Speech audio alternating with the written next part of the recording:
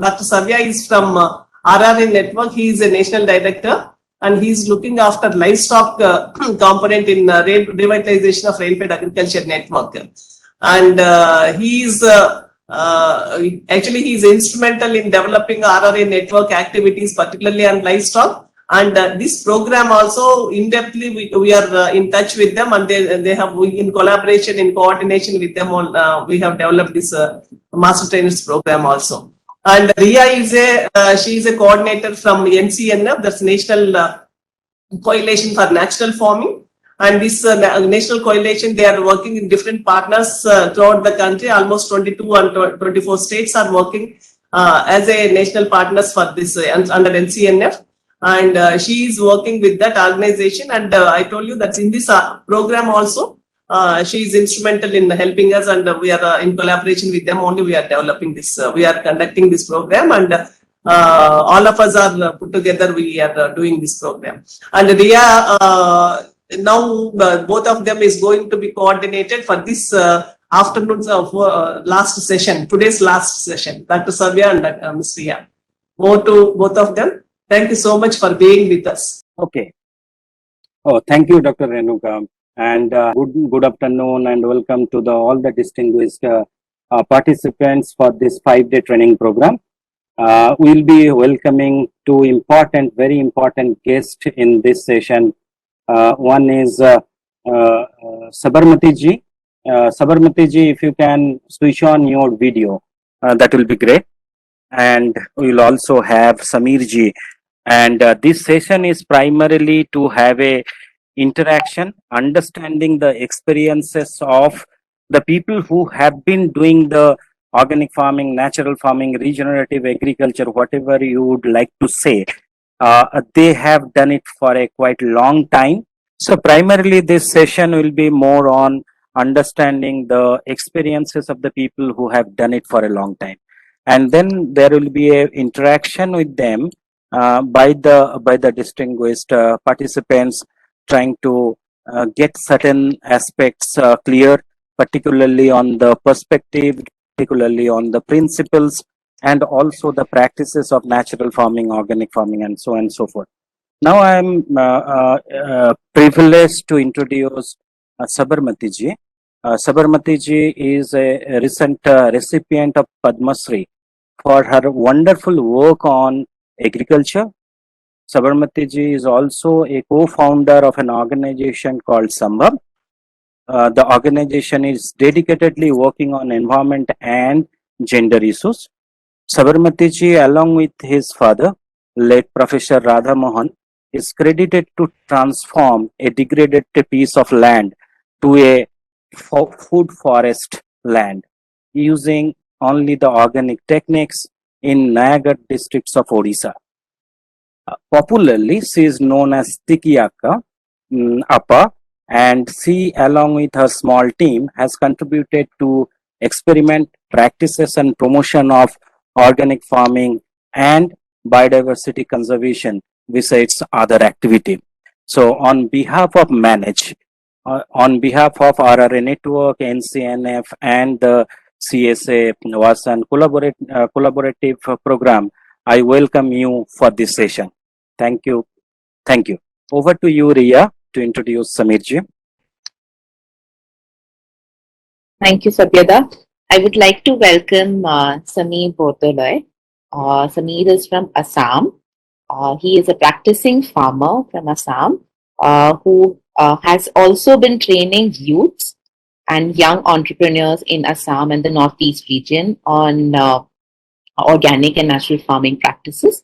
He's also at a part of the, he's also over the years trying to create an awareness about the indigenous practices and agroecology based practices and also the food culture in Northeast region. The organization that he has is called Green Commandos. That is all the youth who are basically Green Commandos taking forward the work of agroecology forward. So I welcome Samir ji to the panel. Thank you. Thank you. We were supposed to have another distinguished farmer who have done a great work in the field of organic farming and natural farming. But he is currently traveling in Jammu, so he could not join due to a poor network. His name is Bharat Bhushan Tyagi ji. He is also a Padmashree in 2019. We'll try to bring him in one of the session later in the next 4 days. We'll try to have him. He's a wonderful speaker and has a great understanding on the natural farming. So we'll try to bring him as well. So this session will be both in English and Hindi. Whatever way our distinguished speaker are comfortable, they can use that language. Then if he or she is speaking in Hindi, then my colleague Riya will provide a summary of a translation of their speech. Whatever way you are comfortable, but we'll listen from their language, and then there will be a translation. So let me put up I will put up few questions which are probably being asked by most of the people to understand that how a person started natural farming or organic farming. I will have three questions to both of you, Sabarmatee ji as well as Samir ji. My first question is, what was the turning point for you to either initiate this alternative way of farming, whether you call it as a natural farming, organic farming, regenerative agriculture, sustainable agriculture, than the conventional? Some of you probably started with this alternative paradigm, alternative way of agriculture, or someone has shifted from conventional to this kind of a agriculture, alternative agriculture. What was that turning point? आपने क्या सोचा था? किस लिए आप लोगों को आपको लगा जे हमें थोड़ा सा दूसरे तरीके से करना चाहिए, प्राकृतिक खेती के तरफ जाना चाहिए? वो आपने क्यों सोचा था, कैसे सोचा था, और क्या टर्निंग पॉइंट था? तो first I would request Sabarmatee ji to speak on this for about 3 to 4 minutes, and then we'll move to Samir ji. Over to you, Sabarmatee ji. Thank you so much for giving me the privilege to be part of this wonderful initiative. I'm really happy, and respected dignitaries and all the respected participants. I'm quite happy that such a program is being organized by Manes, which is going to lay the foundation for a long journey. And to reply to this question, my father, late Professor Radha Mohan, he was actually quite concerned, deeply concerned about the kind of environmental issues he was observing in early 80s, when people were not even talking about all this organic farming, sustainable development and all these things. And he was basically a visionary. He was making us aware that what is going to happen certainly in next few decades, because the irrational increase in irrational use of chemicals, agrochemicals of various kinds, not only fertilizers or pesticides, and the kind of degradation we have in the soil, in the water, in the air, the kind of problems, health related problems people are going to face soon. So he was quite concerned, and we are looking for an opportunity to do some kind of practical to demonstrate whether we can really do something in an alternative way, which should also have some scientific base. It's not just following what our ancestors were doing, but we will do it with a little bit of understanding, why we should do it. So basic thing was to follow nature, learn from nature. Nature was the university. So unless we soil our hands, it's very, very difficult to preach. So even one of my early gurus, he said that unless you soil your hands, unless the legs crack, blisters come up in your hand, don't go and tell people that you are doing organic farming. So in 1988, when we zeroed down upon a land to start our experiment, it was absolutely a degraded land, no grass, no water was there. So we had a meeting in 1988 where around people of around 20-25 villages participated. We expanded, we elaborated the intents and what we wanted to do. So two issues came up. One was environmental issue, the other one was gender related issue. So when we said that we want to ecologically regenerate this piece of land, so one of the village elders, he stood up and he said that you are all from cities, whatever you are saying, it all sounds good to the ear, but nothing, it's impossible, you cannot grow anything here in ecological principles. And he was quite convinced because he was basically a hunter. He hunted many deers, pickers, everything there. So it means it was a good forest.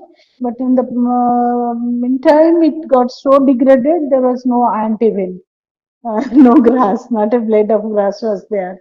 So we were not converted from chemical farming to organic farming. We straight away started accepting the challenge and started working there. And the whole land was regenerated on ecological principles. And now thousands of people come every year for training, for sharing the knowledge and all. And our experiments also continue. Yeah, I think this is to answer your question, first question. Thank you. Thank you. मेरा बाकी भी there are a few more questions to be asked, but before that, Samir ji, if you can also talk about your experience, particularly the turning point to move from the conventional to the natural farming or the regenerative agriculture or ecological farming, whatever you say, and also give a brief of where you are working in Assam, and so that people can also associate your place. Yeah, thank you very much. Okay.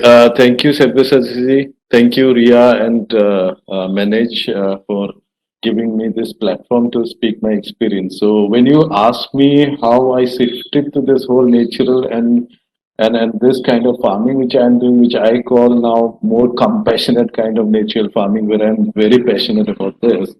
So this is a evolution actually. I have evolved with all nature when starting as an agripreneur, studying agriculture in Assam Agricultural University, learning all kind of conventional farming and all high tech farming, and then with manage becoming an agripreneur, and then starting an agri clinic and doing extension to the farmers. I could the best thing which happened to me is like more going very near to the farmers, the grassroots farmers, the farmers here in Northeast India. You asked me to tell about where I am doing. So presently, I have a food forest. It's a different kind of model where we grow food inside the forest, and we grow food not only for human being, we grow food for the animals also, those who are living in the forest. So how we coexist and how we take our livelihood out of that also through low volume and high value forest food products, which are very big and good constituents of the wellness food industry. I'm based at Sonapur, which is 25 kilometers from Guwahati city.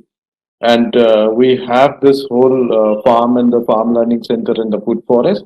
And also working in the whole Northeast with more than 7,000 farmers. And now I have a young brigade of which Riya was mentioning, a young brigade of natural farmers, young natural farmers, which we call green commandos. They go and they do it. And when you ask me about this whole how I came to this, I told you that my knowledge in the university was more conventional, and then farming was like how to make it more productive.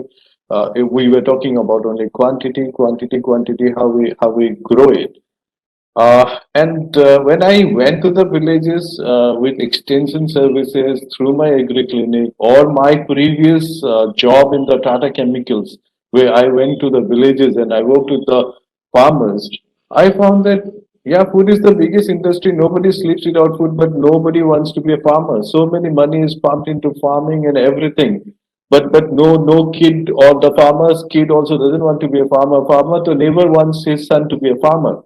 So where is the mismatch? Then I think more exploring, because when you are an agripreneur, you have to learn more practically now to go to the farmers and give them support. Some way my university books were very good and the knowledge was very good, but it was very theoretical and practical when I was reaching the farmers. Then I found that it was somewhat difficult. So I started traveling to different nooks and corners of the Northeast India. I interacted with so many traditional farmers, and I found that something, the traditional knowledge, wisdom, which we have in farming, is something which is very strong and which is so close to nature. And the traditional food wisdom which we have, the food, wherever we are born, God has given us some food. And whenever I come out of this food, I become dependent on all kind of inputs which we use in the present day agriculture and the whole conventional farming, where from the seed to the feeds, we are only dependent on inputs which are sold to us, the farmers. So this is also a transition of an agripreneur to become a farmer himself. And also I started doing farming. First I started organic farming. I went everywhere to learn about that. Then it was like more cow dung, cow urine, which sometimes in my hilly areas, in our farmers place in the hills, we don't have cows. So again, some challenges come with me in organic. Again, I found that organic inputs become so high. What high cost organic inputs? People started asking me, "Is it possible? Who is going to buy? You will get only some people to buy it." And as a farmer, I realized that okay, my religion as a farmer is to feed good food to everyone, not a class of people who can buy high cost certified organic products. So this realization led me to think about okay, if I look at my traditional food wisdom, if I look at my local yams, if I look at my local seeds, every kind of food that God has given me, I just throw the seeds in my food forest and they grow like this, no tillage, nothing. We just go. Sometimes yams, we just go dig a pit and put in the forest, and they grow wildly. And it is so natural. They grow it, and when the food comes, it becomes so beautiful. I'll just the co-evolution of me also with nature is something where I can relate. See, when I started this whole farm in Sonapur, so what I saw is because of too much of in the forest area, many army camps were set up here because northeast we had lots of armed forces camps and all. So near my farm, one air force base was made, army camps were made, some flats were coming up. So the forest was going less, and it was more degradation of the forest. So the animal population also was very less when I started. I was surprised that I have a forest and I have an idea of not burning it. Another thing which made me think about this is also because in Northeast there is a way of farming which is called burning and slashing the forest. Every year in the forest, people used to burn the forest and then they plant their food crops. So this is also something which was in my mind, that if we can create or evaluate this forest with some local food crops, it can be so beautiful. But my surprise was I didn't get any animals. Few snakes were there inside the forest when I started planting the yams and the turmerics and the gingers and peppers and all. But once I planted the yams, one fine morning I saw that the porcupines started coming and eating my yams. Following my porcupines, I found the wild boars coming. Now I co-reside with even leopards. They also come. The whole food chain is maintained inside the forest. And elephants. Elephants, what was happening is nearby my farm, the villages, people were, human elephant conflict was going on. Because the elephants come out of the forest and they eat up the rice, so the people will be, there was a conflict. But when we started planting bamboos inside the forest and we started planting the bananas and all, the elephants also started coming inside the forest. Now, this is something which is very interesting, which made me so confident that okay, anybody talks to me about okay, naturally it is not possible. I say that it is possible because the elephants come and eat the very tender part of my bamboo, and it makes the bamboo down for me to pluck the small leaves, and I cut it into small pieces and make a wellness food product, bamboo leaf tea, which sells at 5,000 rupees a kg, low volume and high value. So this is how, it will be very long if I go on saying, but this is how this whole co-evolution happened with me. More coming close to the traditional farmers and the knowledge which we have in the village, and looking at actually what we can absorb as farmers to do something, and natural things are inherited in us, so it is nobody who has to teach me. I can see the termite hill soil in the forest, and I say that, okay, I don't need some basin to add protein to my any mixture I am making, so that is having so much of termite. I can have some termite hill soil, put it in my liquid whatever compost we make, and then plant it. So many solutions are there in the forest, so that is how we learn. Yeah, thank you. I thought it is long, right? It was long, but it was really very interesting. So I see that there is a the true meaning of natural farming, looking beyond the farm itself, looking at the landscape, looking at the forest, looking at the understanding the coexistence of not only the human being but the wildlife, the microbes, the small insect, then the reptiles, and then you spoke about you know making money out of even tender bamboo leaves. These are the very interesting interesting experience, I would say, and therefore thank you very much for sharing that experience. Now, as you also said that you studied in an agriculture universities, our most of us, I also studied in agriculture university, and many of the current thinking is also that, and their concern is also there, that whether there is a yield loss. Like we say that our perspective was always been maximizing the production, maximizing the productivity, and therefore there is a concern that there might be a loss of yield during the initial years, while one convert from the conventional chemical based agriculture to the natural organic agriculture kind of a thing. What do you think that the case Sabarmati ji is actually talking about, a case where it was an entirely barren land. People never thought that there will be a pinch of a grass, and whether in that land agriculture produce can come up. So how do you see this yield factor or reduction of yield? You train a lot of people. You are in touch with a lot of farmers who have converted from the conventional to the natural farming. What do you think that what is this yield dimension? Whether they have lost a yield significantly in the initial years, or you thought that there is a comprehensive approach or strategies can be taken up in the natural farming, as Dr. Chandel was also mentioning that there could be a higher yield than the conventional even. So what is your view? First I will go to Sabarmati ji for around 3 minutes, her views, and then I will come back to Samir ji for your views on the yield discussion, yield deliberations on the yield. Yeah, thank you. Sabarmati ji, Yeah. over to you. Thank you, Sabyasachi. Actually, when we talk about yield loss, sometimes we compare, wrong things. Happens in chemical farming.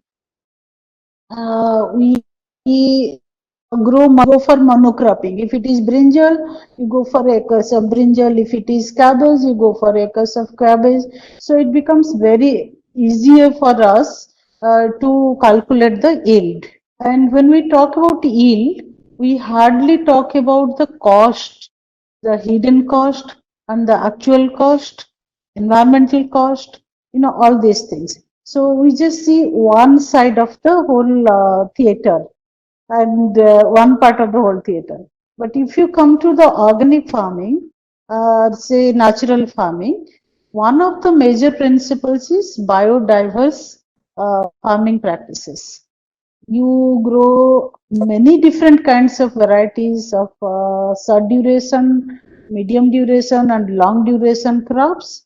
And sometimes you may not get immediate yield from the medium duration and long duration crops, but we don't account for that. But coming to the short duration crop, uh, it's very funny when there is no one kind of chemical farming, or though there is no one kind of organic farming.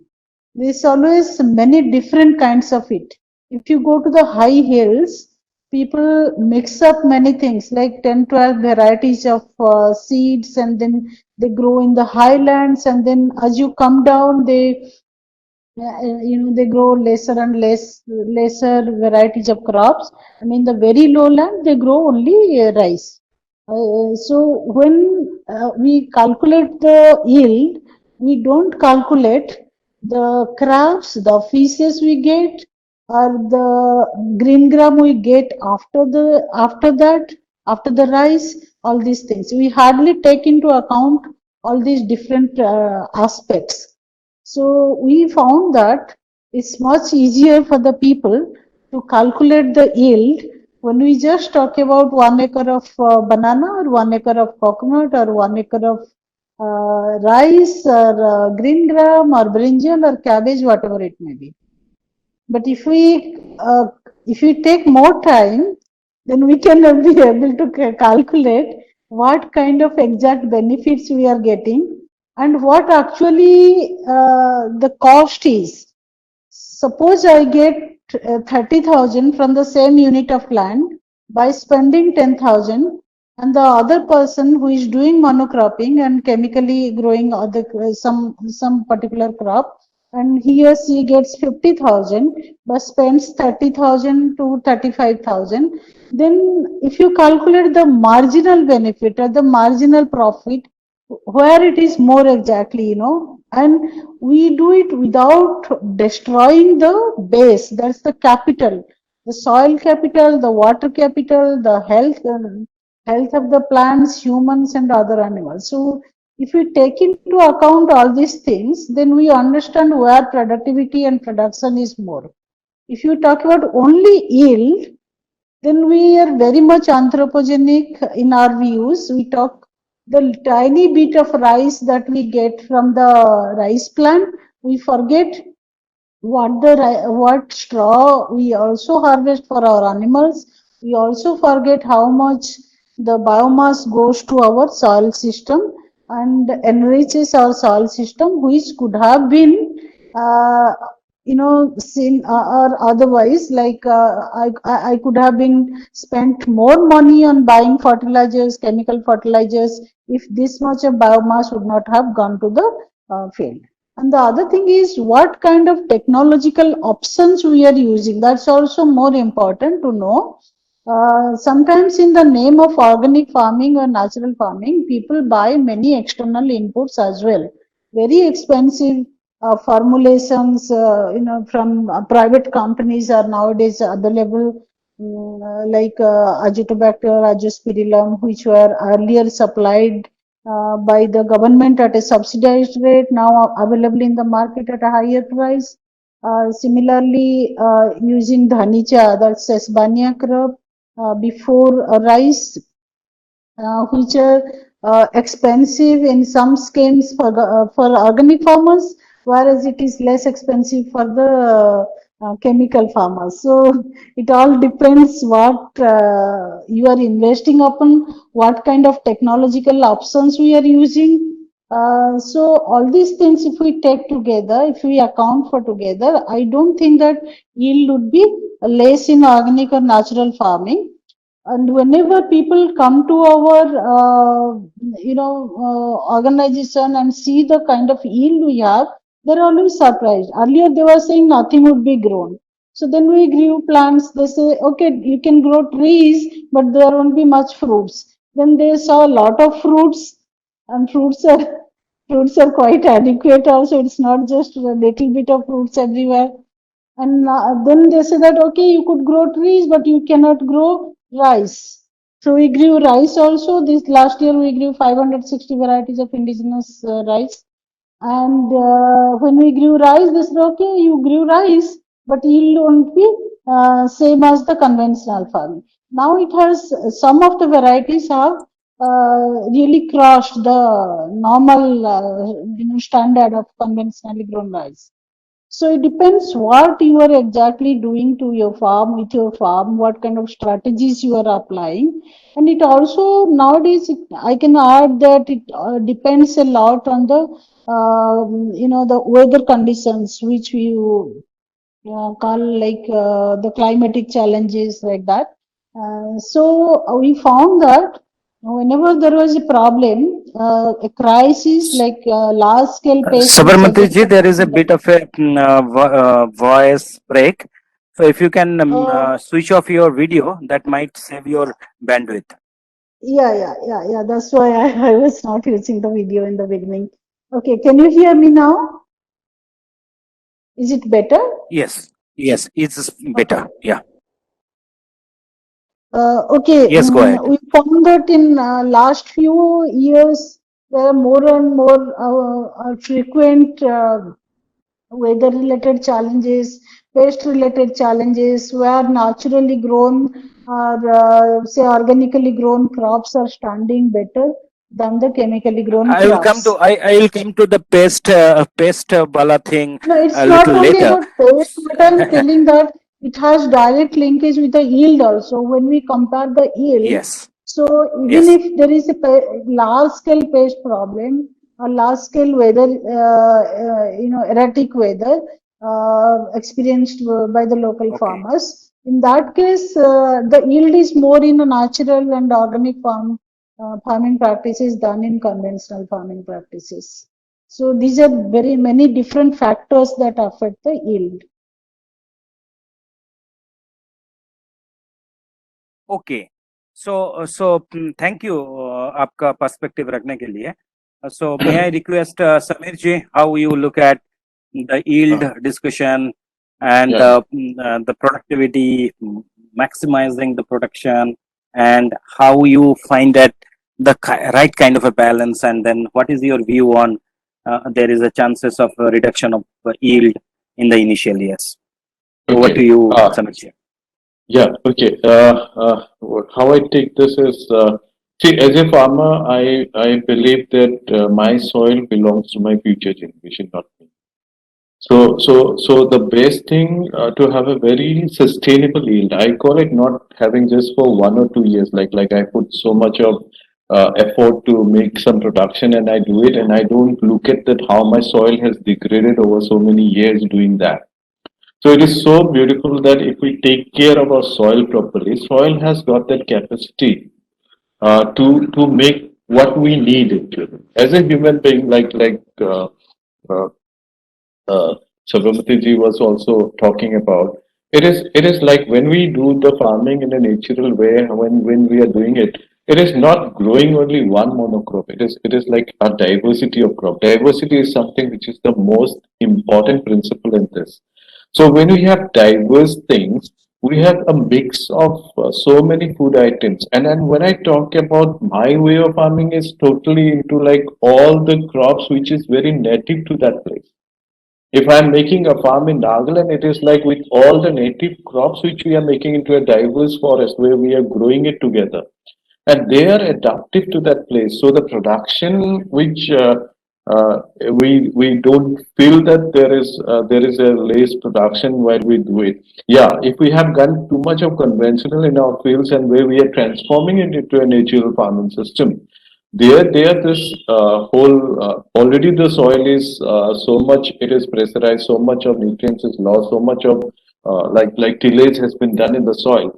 So it takes time to rebuild it. But I think taking care of the soil is the most important. How I maintain my microbes, how I love my mycorrhizal network, and how as a farmer I could understand that how my plants speak to each other, communicate with each other, the whole microbial nature, how we keep it better. Then the yield problem is not there for us. We don't have the yield problem now because it is so beautiful. People are surprised to look at how in the jungle itself how we get it more. Second thing is what I feel is. we have to also look at as human being. When I talk about a natural way of farming or an organic farmer, I am also talking about how natural I am from inside. Like how I also control my needs and the difference between my needs and the greeds. How I don't transform my needs into greeds. When we grow that, and there are so many things, like for example, if in the initial years, if somebody is sowing some there is a less production or yield is somewhat less also, but he have to think that he is building the whole microsystem, he is building the whole soil, he is building the environment, and he is building up a soil where his future generations can also don't cannot complain about that they are going somewhat low yield. This can be sufficed also by adding some services. When we create this kind of farms, see, if my some crop is giving me less production, it is the other crop which is supporting me. It's a diversity. And second thing is, there's so many things coming up. The low volume and high value products like the elephant and the bamboo I was talking about. I was talking about the herbal teas which we make, rosal and everything which comes out of the which are high volume and low value. Low volume and high value crops, which can be something which can also support our livelihood when we think about our livelihood.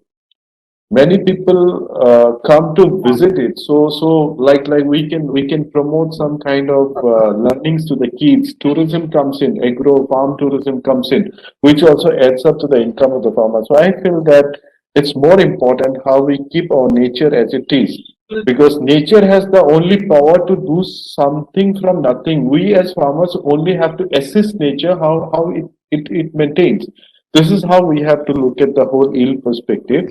Multiple products should be the key factor of our farm. It should not be one product where we concentrate. Then we disbalance the whole nature. So I think if we have multiple products, and these multiple products are local products, which are very adaptive to our place, then Sabyasachi, this yield issue doesn't come up. You'll be more happy. And another thing which you yield is your happiness index. The people who eat that food is very lovely, and the people who like me who is growing the food is also happy because I'm giving you something which is very close to nature. Wonderful. मैं जो बात कर रहा था, we have an another speaker for this session, Shri Bharat Bhushan Tyagi ji, who is a Padmashree. He got Padmashree in 2019, and he belong to Bhushan area of Uttar Pradesh, and he has been doing the organic farming, natural farming for quite some time. He has been a great inspiration of many of the people, and I welcome Bharat Bhushan Tyagi ji. Namaste. जी जी, नमस्कार नमस्कार नमस्कार। सब बढ़िया है, खैरियत है? बिल्कुल बिल्कुल, मैं ठीक हूँ और मैं सभी को नमस्कार करता हूँ। मैं आज जम्मू आया था तो डॉक्टर प्रणव के मैंने कहा कि भाई आप थोड़ा सा बात कराओ, तो ये अच्छा हो गया कि आपकी अनुमति मिल गई, और आपकी इजाजत हो तो मैं अपनी 5 मिनट में बात रख दूं। हाँ बिल्कुल, मैं आपको इसलिए आमंत्रित करना चाहता हूँ कि आप थोड़ा सा बात रखिए, और उसमें से थोड़ा सा ये बातचीत भी रख लीजिए जो आपने कैसे सोचा जो इसको अलग से करने का जरूरत है। आपने साइंस ग्रेजुएट भी है, आपने साइंस को अप्लाई बहुत अच्छे से किया है, तो आप थोड़ा सा 5 मिनट में आप थोड़ा सा इस डायरेक्शन में जाने का कैसे तय किया और अभी कैसे चल रहा है। और भरत भूषण त्यागी जी मोर देन 1 लाख किसानों को ट्रेन किए हैं, पूरा देश से उनके पास आते हैं और उनके पास से ट्रेंड होते हैं। Now over to you Bharat Bhushan ji. Riya, probably you need to make some kind of a note for translating it for our non-Hindi speaking participants. हाँ बोलिए Bharat Bhushan ji, now floor is with you, आप बताइए। हाँ जी जी जी, एग्रीकल्चर की जो शुरुआत हुई वो 1987 से हुई, इसलिए चूंकि 1987 में जो कन्वेंशनल फार्मिंग है उसका कुछ इकोनॉमिकल डाटा हमने निकाला था, तो उस समय पता लगा कि हमारा आमदनी उत्पादन तो बढ़ रहा है लेकिन आमदनी नहीं बढ़ रही है। तो फिर उसका पता लगा तो ये जानकारी सामने आई कि सारी जो इनपुट है वो बाजार से आती है और सारा जो प्रोसेसिंग का काम है बाजार के हाथ में है, कीमत का निर्धारण भी बाजार के हाथ में है और मार्केटिंग भी बाजार के हाथ में है। तो पता ये लगा कि जो खेती हमने अपनाई है, ये खेती हमने अपनाई तो इसलिए थी कि देश में भुखमरी ना आए, लेकिन जो हमने इसका मैकेनिज्म बनाया था और जो नीति बनाई थी वो सारी की सारी कृषि व्यापार नीति थी। उन पर व्यापार का प्रभाव ज्यादा था, तो जिसके कारण धरती के साथ जो भी काम हुआ उसमें किसानों को इनपुट के नाम पर, इनपुट के बारे में किसान सोचता रहा और बड़ी बड़ी समस्या ये हुई कि इनपुट से अलावा प्रकृति की उत्पादन व्यवस्था को हम किसी भी स्तर पर देख नहीं पाए, क्योंकि जो नीति बनाई गई थी वो परिस्थितियों की थी। अब हमको जब ऑर्गेनिक खेती की बात हम कर रहे हैं या प्राकृतिक खेती की बात कर रहे हैं, तो हमको समझने की जरूरत यह है कि प्रकृति की व्यवस्था का स्वरूप क्या है। तो 1997 से हम लोगों ने कुछ प्रकृति की व्यवस्था का अध्ययन करके इन सब चीजों को समझने की कोशिश की। पहले हम लोग सभी प्रकार की इनपुट प्रयोग करते थे, लेकिन इनपुट कॉस्ट कम होने से किसानों का बहुत बड़ा बेनिफिट नहीं होता। किसानों का बेनिफिट तभी होगा जब production management, quality certification, branding, packaging और प्रोसेसिंग के साथ में हम मार्केटिंग की तरफ बढ़ते हैं और उसके लिए एक साझे कार्यक्रम की जरूरत पड़ती है। तो ऐसी स्थिति में सभी लोग कैसे एजुकेट हों ऑर्गेनिक फार्मिंग में, उसके लिए क्या क्या चीजें हैं, तो इसको मैं शॉर्ट में बता दे रहा हूँ कि फिर मैं इसको लिखित ही रिपोर्ट आपके सामने भेजूंगा। इसका मूल मुद्दा ये था कि प्रकृति की व्यवस्था को समझकर ही देश में कृषि नीति बनाई जाए। कृषि नीति का मतलब है कि किसानों को केवल तरीके ना बताए जाएं और सरकार का कार्यक्रम केवल बजट ना रहे, बल्कि बजट से ज्यादा प्रकृति की उत्पादन व्यवस्था का केंद्र करते हुए ही हम कृषि नीति बनाएं। जिले स्तर पर कार्य योजना बनाए ताकि जिनमें पूरे पूरे कार्यक्रम का स्वरूप स्पष्ट हो जाए कि किस इलाके में कब क्या चीज पैदा हो सकती है और उसको पैदा करने में किसान की मानसिकता क्या है और किसानों के साथ हमको उनको किस प्रकार का प्रशिक्षण देना है। तो अभी तो स्थिति ये थी कि केवल हम लागत के नाम पर ही किसानों को के साथ उलझे हुए हैं। लागत के नाम का मतलब है कि हम अलग अलग तरीके से किसानों को बताते हैं कि ये करो, ये ना करो, ये करो, ये ना करो। यही हाल सर्टिफिकेशन का है, यही हाल प्रोसेसिंग का है।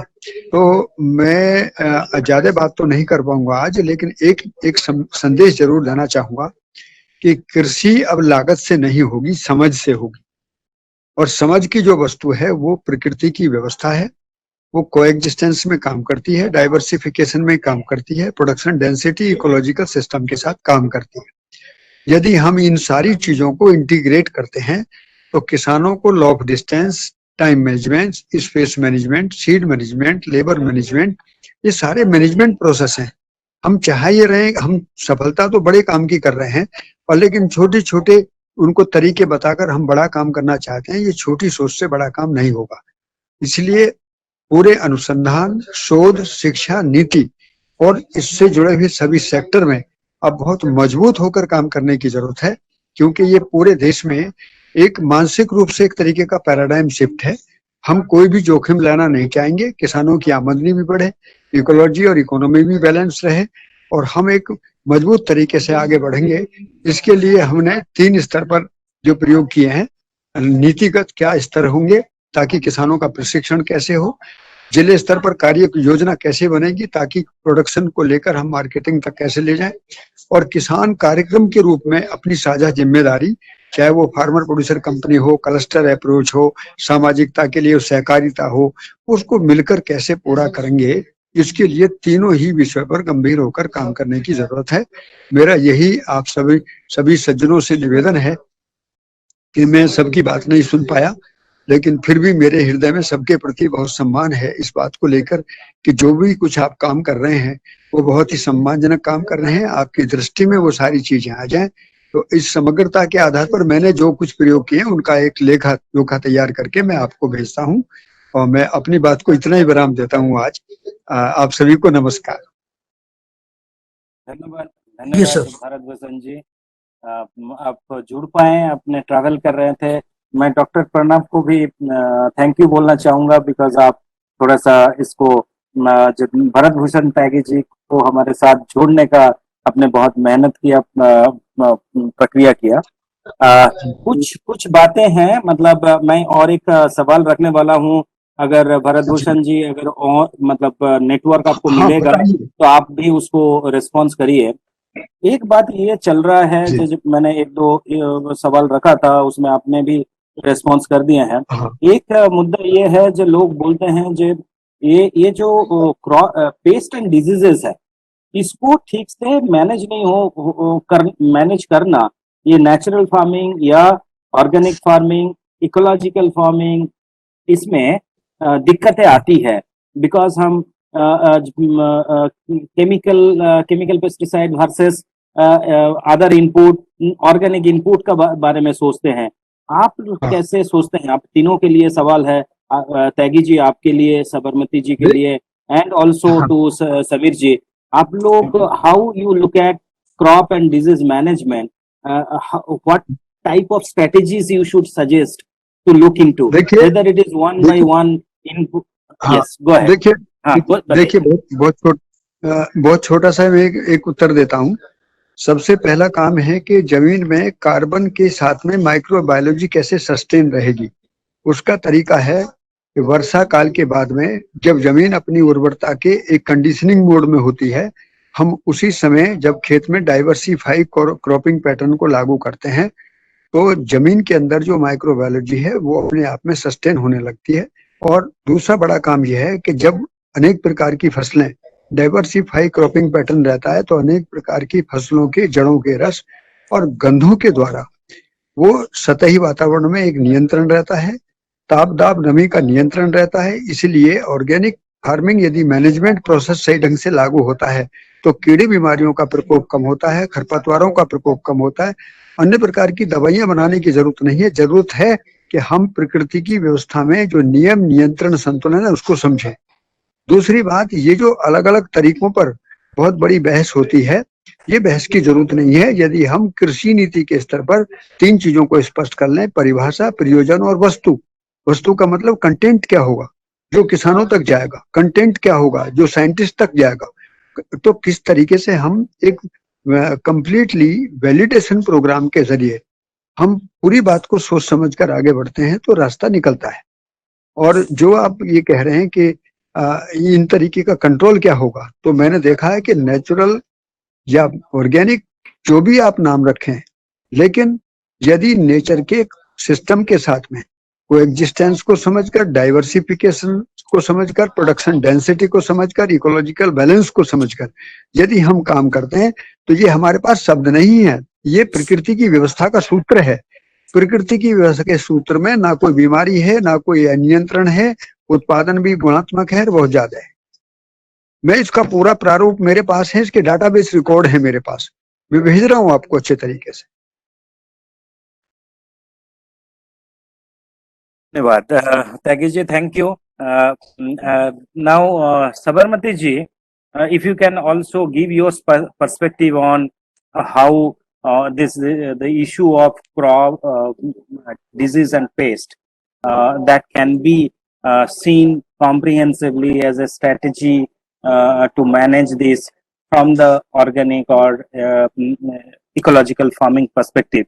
Your views, if you can share your views.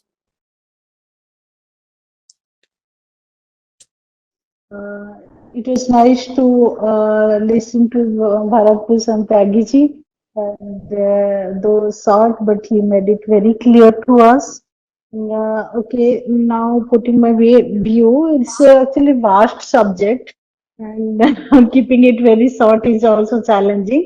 But I want to say that few of the things are already established under integrated pest management system by the conventional scientists, like intercropping, then multiple cropping, crop diversification. Those things are already established for pest and disease management. One difference we need to understand that the danger is always more in monocropping.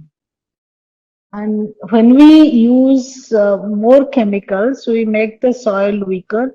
When we use more indigenous seeds. It could be hybrid or any other thing, which are really weak from inside. Most of them are weak from inside.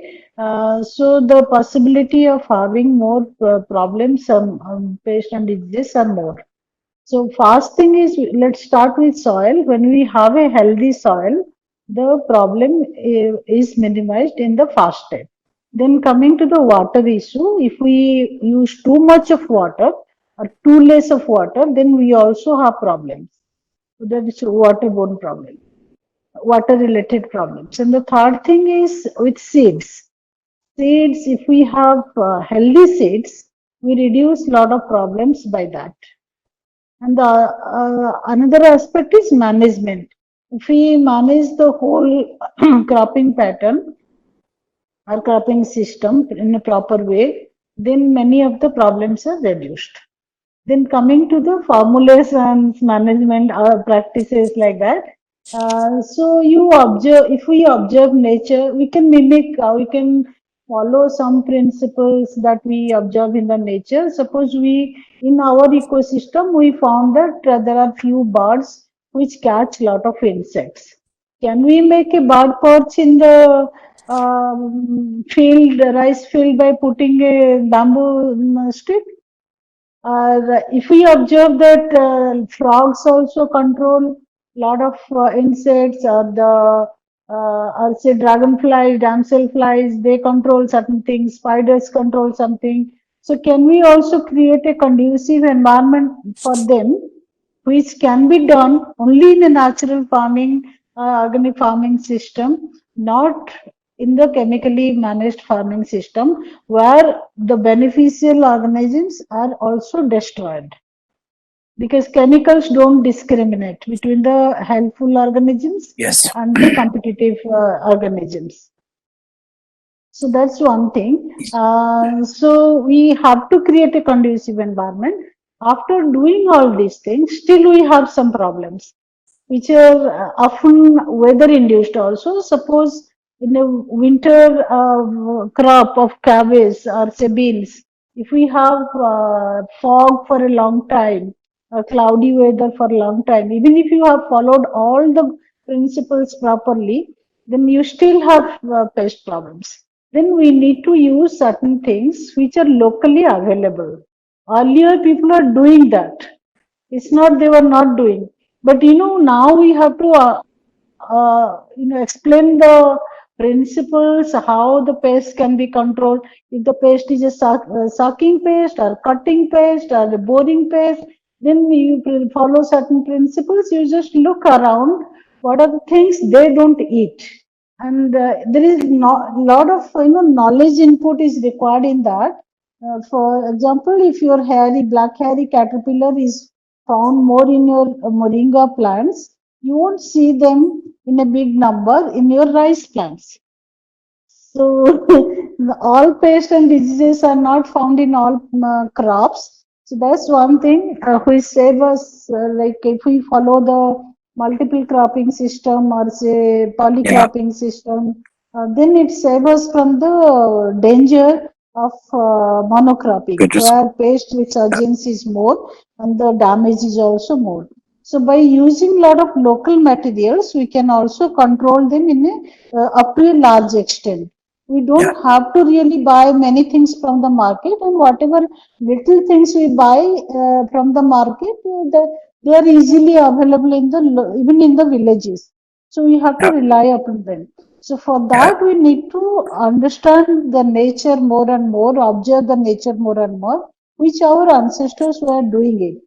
But we Okay. forgot to do that because we always depend on the spoon feeding knowledge system.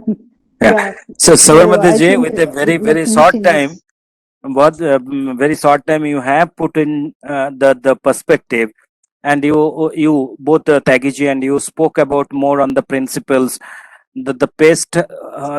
When I asked about the pest and diseases, both of you started with soil actually, looking at the soil health. This is interesting. Looking at the soil health, then you said about the look at the water availability, the diseases and etc. Can we also come into that? So the whole perspective is different than looking at the spraying, simply if there is an insect and sprayed, there is a solution of spraying something. But you both of you have spoke differently and brought into the principles at this discussion. Thank you very much for that. Samir ji, if you can bring in your perspective as well as on your views on Bharat ji how and we should look at. Sabarmatee ji, yeah, Bharat ji and Sabarmatee ji has put it very nicely. Even I am going to start with the soil itself, because I also believe that if you feed the soil and soil is good, everything is taken care of. Most important thing is the diversity, like how we make it diverse, how we don't go for monocrop, and when we make it diverse also, how we go at multi, like it has to be multi-layer. It has to be like different height plants mixed together. When they grow together, then it's our experience that now we don't even have to use any biopesticide. We don't even look at any repellents also. From our experience, the forest and the food, everything grows and you don't need anything. This is happening because of the diversity first. Second is the soil and the water content, which Sabarmatee ji was mentioning, is very important. And when we don't remove the grasses and we don't make it very clean, because in conventional way we make it very clean and make it very open. So it is like inviting also the insects, ki, okay, come here. So, but when it is mixed, then we have the alternate host. In agriculture, when I studied, I studied that okay, alternate host has to be removed because it can attract pest and it will bring to the crops. But now inside the forest, what I am experiencing is alternate host and other things which the insect have. It is also helping me because they are getting food in different way. We are not restricting them to only one food, which we also want, and we are also killing them that you don't have to eat this, we only have to eat this, the selfishness of the human being. So I think this mixing is very important. Another thing which everyone is speaking about is the local adaptive and local, I call it local food wisdom. If we grow the local food wisdom, we are out of these problems, and they are very helpful to us. And nature itself has got its own balancing system, Sabyasachi. And that is how it happens. Insect, for example, we have so much of birds now coming to our whole farm, right? So birds are doing so many things, like undigested seed, they are regenerative, they're planting it again. Many local fruits come up. In the same way, they are also controlling so much of insects. They are coming, the predators are coming. uh, Sometimes when we create a food forest, I would like to say this also, like for example, the general monkeys become a very difficult thing for us, but God also sends me a family of langur inside the village, inside the forest, because they love to eat some berries. So that when the langur comes, the monkeys are also in control. There is a natural balance which comes in. And as human beings and Homo sapiens, we have to think about how we make it balanced, rather than thinking about how we create it. It has to be like how we co-create with nature, not it's only our brain who has to create it. Okay, eliminate the science of elimination in farming has to be stopped if we have to keep it like that, and then how we go forward. So So primarily you are saying that there is a concept of coexistence, and there is a, if yeah, we are really want to move towards and transform the country from towards the natural farming, we have to understand that there is a concept of living with nature. So we need to understand that and look at the principles. If you have any questions to our panel member, you can unmute yourself and introduce you by your name and from where you are coming in, and put your question. So we'll take up two or three questions in this session. Go ahead, sir. I'm Motesh Mohan from Nilgiris, Tamil Nadu. The main problem we face is man and body. This question is to Mr. Samir. What are the ways to control wild boar and these are the two major animals which destroy our conventional crops as well as organically grown crops. you talked about wild boars and the other. Your voice cracked on, so I couldn't hear the other animal you're talking about. Something they look like mithun. Okay. They are Okay. Indian bisons. We call it Indian warrior. Uh-huh. So, see the cropping area. See, whole actually my model is where we just grow food for them. Also, we make it into a forest and we grow food inside there, which are very low volume and high value, which we can take. But the areas where we only do the crops, what we do is we are doing some live fencing with some thorny plants. For example, for us, we have also wild boars. I mentioned you wild boars coming at night and all. So the place where we don't want to bring them, we do very close planting of Assam lemon plants, which has got thorns. So if like we make it very high density planting, and it becomes a live fence. We also have other fruits like the Indian coffee plum. It's a native plant which has got thorns in that. So we plant them very closely and make it into a live fence where the thorns are there. They don't love to come here and they go other side.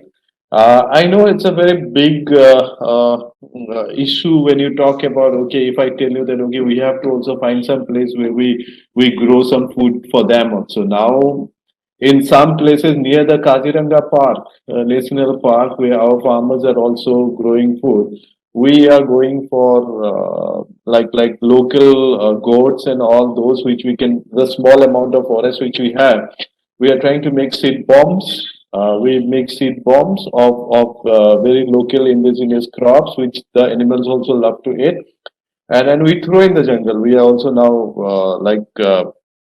trying to bring in agripreneurs who are working on drone and all so that they can drop the seed bombs and all. So growing food inside the forest for them is one solution. Making a live fence with some thorny plants is the second solution. That is what I am practicing now, and this is what I can help you with. Thank you, Mr. Samir. We are using all these practices, seed ball, and we are using corunda. Corunda fruits are in high value, high demand, and high iron content. So we are planting corunda, and the same thing we are doing. And thank you. And it's great. One more panelist. I had opportunity to meet Mr. Bharat Bhushan Tyagi thrice. So from him, we have taken lots of leads to improve our natural farming system. Thank you. Thank you, sir. I'm a bit at a cross. Can anybody give any of the panelists the five difference between organic farming and natural farming? Just five, not many. What is difference between organic farming and natural farming? My question is to all the panelists. This is Dr. R.C. Chaudhary from PRD of Gorakhpur. अच्छा we okay Chaudhary साहब. Yes, sir. Okay. Sir, okay, so panelist के लिए कोई if anyone wants to answer on this, or we should come up with a note and then share it. Would you like to try? Samir ji? Yeah, okay. See, the question is very genuine because nowadays names confuse us a lot. Like so many things. It is. I told that it is evolution, right? We are evolving with the best practices which will go for the humanity. So yeah, he is asking five differences. One thing which I can tell you from my experience is my natural farming is more of like not using any kind of inputs outside the area where I am doing the farm. Where I have created the food forest, I even don't bring my cow dung from the cow shed to the forest. It is all the things which are inside the forest. If it is a bamboo there, so how we are making bamboo biochar there itself. If it is a termite hill soil, I told you how I am bringing the protein out of that. If it is too much of dried leaves fallen, and I have got a very beautiful atom casting, natural atom casting, the local atoms which do that. So natural atom casting and my humus of leaf. So that is my input in my natural farming. But if I talk about me, like 5 years ago, creating a high-tech organic farming, Then my inputs were more, which were like more purchased, like the azotobacter, the azospirillum, the trichodermas, and all things, which makes my farming more costly and also more dependent on again inputs. So the first difference between my natural farming and that organic farming is that I am more dependent on nature. I, as a farmer, believe that how I take very sustainably nature as my capital to grow my food and also give me a very sustainable livelihood. This is one difference which I can say you, sir. There's a Yeah. question in the chat box Yeah. where they have asked about most of the presenters are from hilly area, but in plains the cropping pattern is very different. How can we do in plains any diversity plan and practicalities of it? Probably, yeah, Okay, okay. So this probably goes to Bharat Bhushan जी के लिए. भरत भूषण जी हिल से नहीं आते हैं, ठीक है. भरत भूषण जी का जो एक्सपीरियंसेस है वो यूपी से है. तो वहाँ पे भी और बहुत सारे प्लेन्स में, आप अगर प्लेन्स का देखेंगे तो आंध्र प्रदेश में प्लेन्स एरिया में नेचुरल फार्मिंग का काफी एक्सपीरियंसेस हुआ है एक लार्ज स्केल में. तो प्रॉब्ली मैं अर्ली सेशंस में देख रहा था, पीपल वर आस्किंग जे फार्मर को हम how we can motivate our farmer. I saw and many of us have felt that farmers to farmers extension probably in the one of the session Dr. Mihir Sahu was also telling about it. Probably some exposure. I see that Sabarmatee ji also spoke about that. Several of the farmers have visited their location, understood from the field. So I see that there are a lot of experiences in the plains. We can bring in some of the farmers from the plains on 7th. I think we have a one session on the crop system approach. So where farmers will also join from plains. We will have some opportunity to interact with them as well. So we'll try to bring in that aspects also. We'll try to meet your request on having interaction with the people, farmers from the plains. Yeah. How rat control in natural farming? Rat control. Oh, yes. I'll just share you this example where, like in plains also, we have the biggest river, like second biggest river island, Majuli, and we have this deep water rice, जहाँ पे हम लोग deep water में rice उगता है.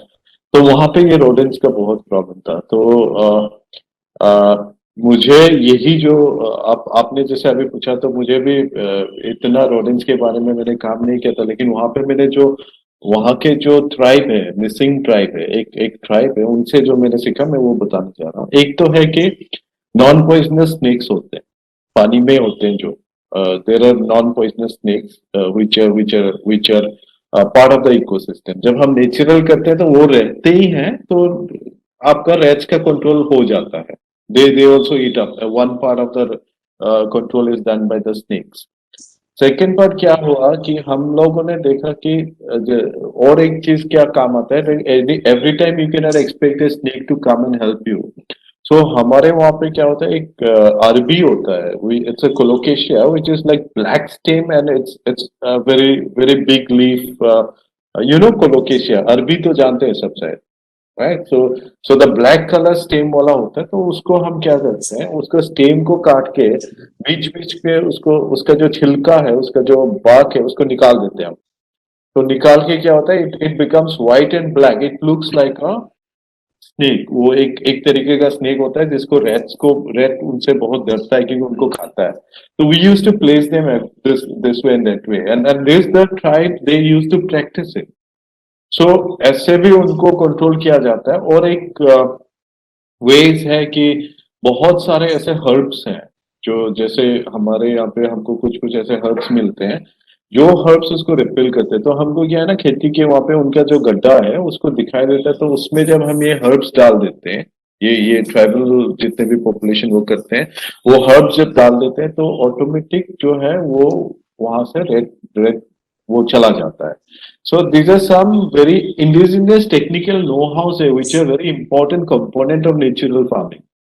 तो इसको हम अगर थोड़ा सा देखें तो उसमें हम कंट्रोल कर सकते हैं, लेकिन वो है कि नेचुरल फार्मिंग मैंने जो बोला है वो है एक जंगल बनाना है हमको, जिसमें मल्टी लेवल में क्रॉप से बाकी सब क्रॉप के साथ अपना फूड क्रॉप्स भी है। तो वहां पे नेचुरली स्नेक आएंगे। मैंने जैसे बोला कि मेरे को बंदर जब परेशान करता है तो लंगूर आ जाता है। तो there is a system that god has created, the nature has created, so वो ऑटोमेटिक होगा। तो या आपको एक बार आप जब शुरू करेंगे तो you will get the natural balance happening. Yeah, this is last person of the day, Suresh Gautam ji. He's Yeah, madam, please, I request you once again not to unmute me, because whenever there is a very important clarification we wanted to seek from the panelists, so it is become a little difficult for us. I would like to answer my question to Pranav Kumar, Dr. Pranav Kumar ji. So he gave a practical solution to the approach towards organic or natural farming. He said simple reduction of the cost is not the answer. Simple reduction of the cost is not the answer, but he said we have to manage the farm also. Not only manage the farm management means management of resources, land, labor, capital, and whatever resources we have to manage. And then the important thing which he told was that along with this production technology, we have to move towards a market-led technology. That's what he was saying when he said you add value, improve the brand image, and then market it. So our biggest problem is in marketing of our organic or natural farming produce or products. The biggest product. We do not have a specific good markets in our areas, so that we can produce happily and then sell it there. Now, what happens is I do some better management techniques, I utilize them, and when I want to get a better price and sell it in better markets, I am not getting the opportunity. So the important thing here is what he said was that there is definitely a balance required between the producer and the consumer here. The balance is the consumer wants at a cheaper price and the producer wants at he wants more price. This is where the balance requires.